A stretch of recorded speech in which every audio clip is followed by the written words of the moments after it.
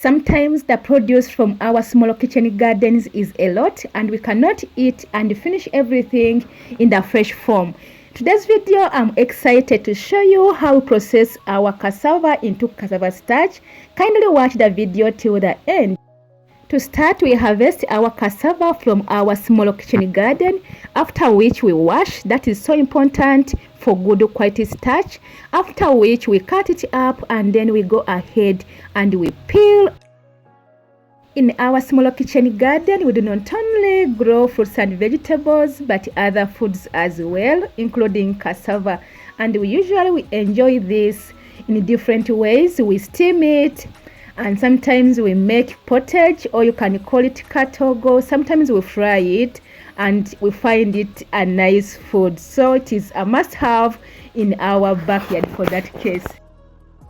Most people who do backyard gardening, they mainly do it for home use, but sometimes you get surprised that the produce is a lot and you cannot eat and finish everything for that case, and you cannot let the excess to just go wasted. So for that case, it is important for every farmer to think about the different ways you can process or preserve your food in case you have a lot. But that's not even only when you have excess. It is important because sometimes the food is out of season and the only way to have that food is by using or by having some in the store.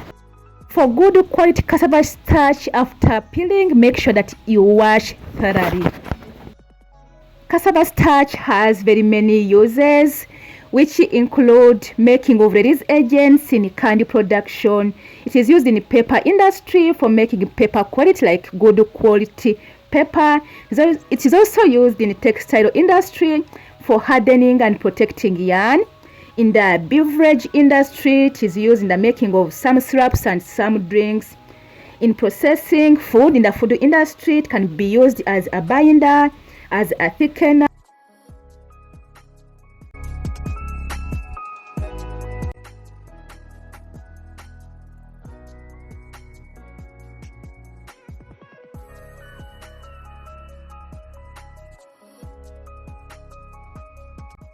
And the interesting part of it, when you make your cassava starch, you can sell it. You can sell it and make money out of it.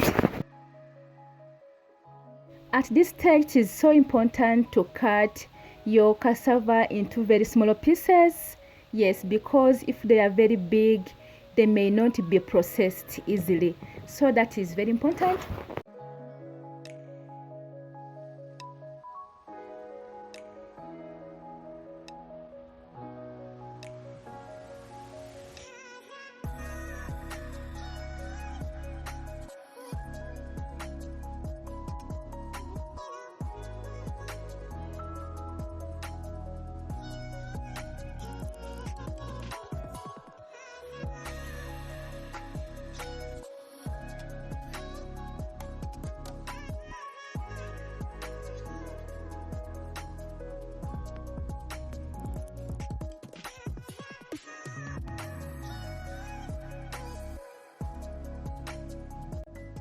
Cassava contains cyanide, which is very toxic to humans and animals.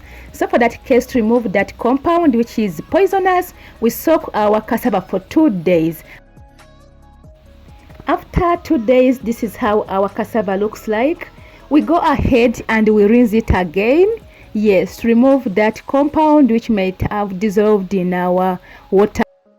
This deadly compound is only present in a raw cassava. So eating raw cassava, you can get cyanide poisoning. Yeah, so there are ways you can remove that compound: by soaking it, by drying it, by boiling it. Yes, if you boil your cassava very well, you'll have destroyed that deadly compound. So after washing, we go ahead and we put in our blender and we blend our cassava.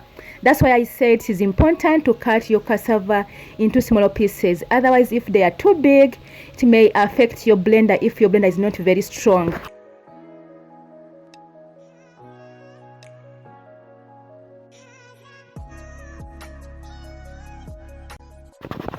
After blending, we go ahead and we sieve. At first, we are using this metallic sieve with big holes, and if you have a cheesecloth, it can as well work. So I'm doing two things at the time.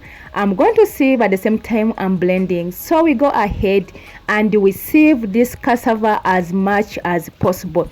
The more you sieve, the more starch you are going to extract from this blended cassava. So it's important to do it very well. And after that, you go ahead and you add water. As you sieve, you keep adding water. The adding of the water helps to extract as much starch as possible. That is very important. If you don't do this, most of your starch will remain in this residue. This residue, after blending and sieving our cassava, we do not throw it away. You can use it to make cassava bread. You can use it to make your compost. You can use it in the feeding of your animals. So don't throw it away in case you make your cassava starch. And still we didn't blend all the cassava, so we are still doing you blend little at a time, because if you put too much, your blender, if it is not so strong, it may not start.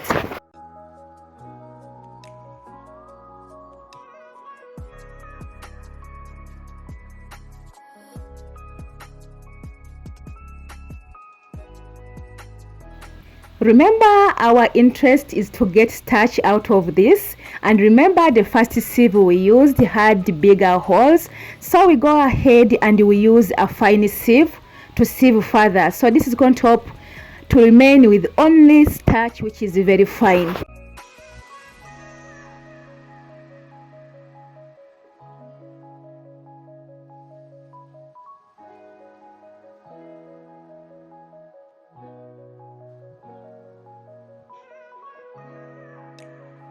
After sieving, we are going to let this cassava milk to stand until all the starch settles at the bottom. It can take like 2 hours or 3 hours, and that's how it looks like. Now we are going to decant off the water, and starch remains in the container, and you have to do it in a careful way, otherwise your starch will go with the water. So that's how we do it. What is remaining is the starch. After this, we go ahead and we spread our wet starch on a large plate. A large tray is a tray. So you spread it very well, in that when you take it to the dryer, it dries very fast.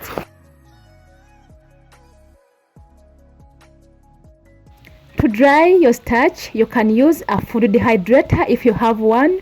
You can use solar dryer, or you can just put it under the sun. We put ours under the sun, and this is how it looks like.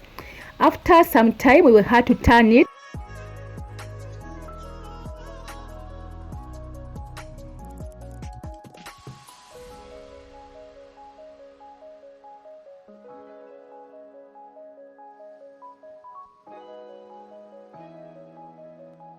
To make your starch very fine, it has some lumps as for now, so you can either use a blender. If you have a grinder, you can grind it to make it very fine. For us here, we used a blender, and that's how we did it.